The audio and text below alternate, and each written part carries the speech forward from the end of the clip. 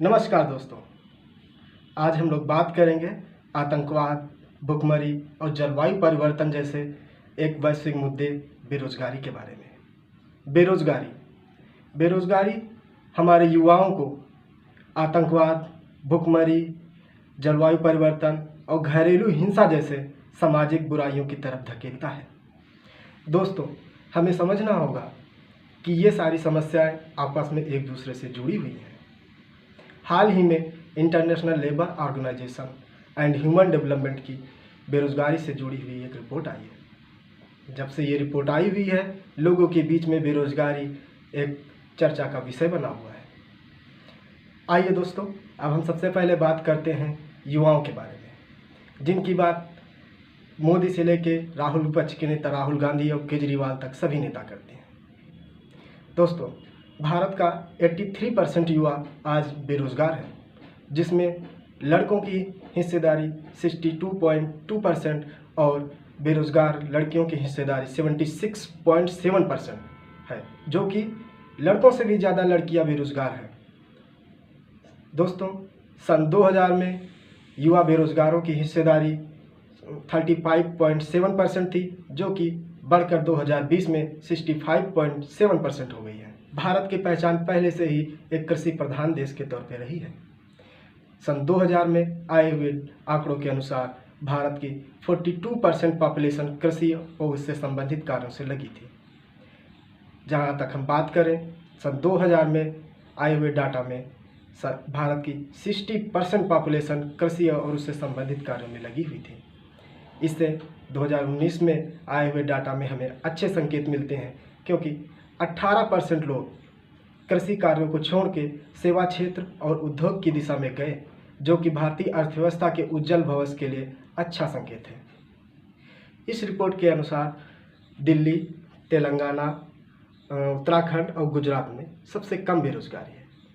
वहीं यूपी, बिहार, उड़ीसा और छत्तीसगढ़ में सबसे ज़्यादा बेरोजगारी पाई जाती है। आइए दोस्तों, अब हम समझते हैं बेरोजगारी क्या है या बेरोजगार कौन है। भारतीय नमूना सर्वेक्षण संगठन या NSSO के अनुसार ऐसा कोई भी व्यक्ति जो पिछले 6 माह से कार्यालय या फिर कोई प्राइवेट नौकरी की तलाश कर रहा हो और उसे काम ना मिले, वो बेरोजगार की श्रेणी में आता है। वहीं इंटरनेशनल लेबर ऑर्गेनाइजेशन के अनुसार ऐसा कोई भी व्यक्ति जो पिछले 4 सप्ताह या हम कह सकते हैं कि लगभग 1 महीने से काम की तलाश कर रहा हो और उसे काम ना मिले, वो बेरोजगार की श्रेणी में आएगा। बेरोजगारी कोई सिर्फ भारत की समस्या नहीं है, ये पूरी दुनिया के लिए एक वैश्विक समस्या के तौर पे है। विकसित, अल्प विकसित या विकासशील देश जो भी हैं, सारे देश आज बेरोजगारी की समस्या से जूझ रहे हैं। चाहे वो विकसित अमेरिका हो, जहाँ 3.2% बेरोजगारी दर है, वहीं स्पेन जैसे विकसित देशों में भी 11 पॉइंट से ज़्यादा बेरोजगारी है। वहीं भारत में यही बेरोजगारी दर 7.8% के आसपास है। दोस्तों, बेरोजगारी कोई अभूतपूर्व या अप्रत्याशित समस्या नहीं है। बेरोजगारी काफ़ी पहले से ही चली आ रही है, लेकिन आधुनिक समय में टेक्नोलॉजी के डेवलपमेंट और बढ़ती हुई तीव्र जनसंख्या के साथ ये समस्या और विकराल रूप धारण करती जा रही है।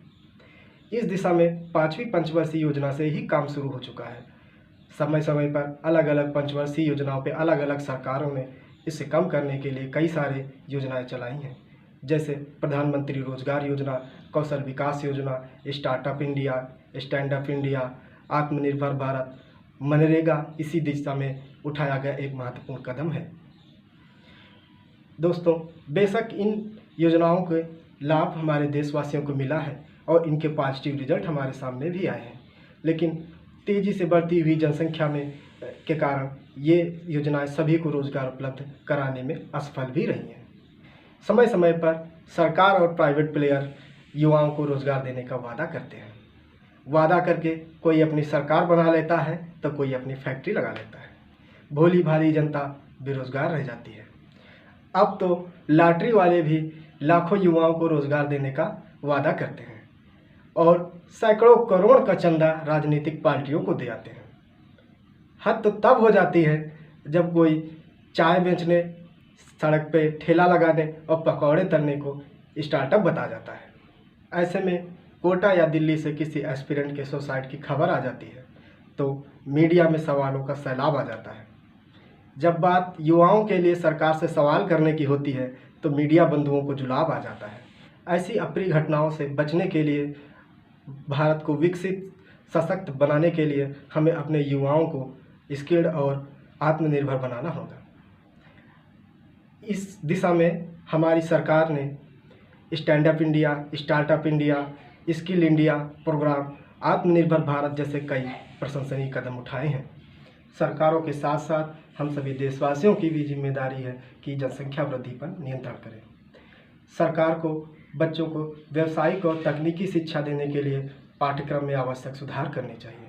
कुटीर व लघु उद्योग को बढ़ावा देना चाहिए जिससे अधिक से अधिक लोगों को रोजगार मिल सके। शिक्षा के साथ साथ रोजगार के नए अवसर प्रदान करें, खाली जगहों को भरें व नए पदों का सृजन करें। यहाँ ध्यान देने योग्य एक बात और है कि ILO की रिपोर्ट में कुछ सकारात्मक तथ्य भी सामने आए हैं। ILO की रिपोर्ट के हिसाब से भारत में शिक्षित बेरोजगार युवाओं की संख्या बढ़ी है। इसे हम दूसरी तरह ये भी ऐसे भी देख सकते हैं कि भारत में शिक्षित युवाओं की संख्या बढ़ रही है पर वो बेरोजगार हैं।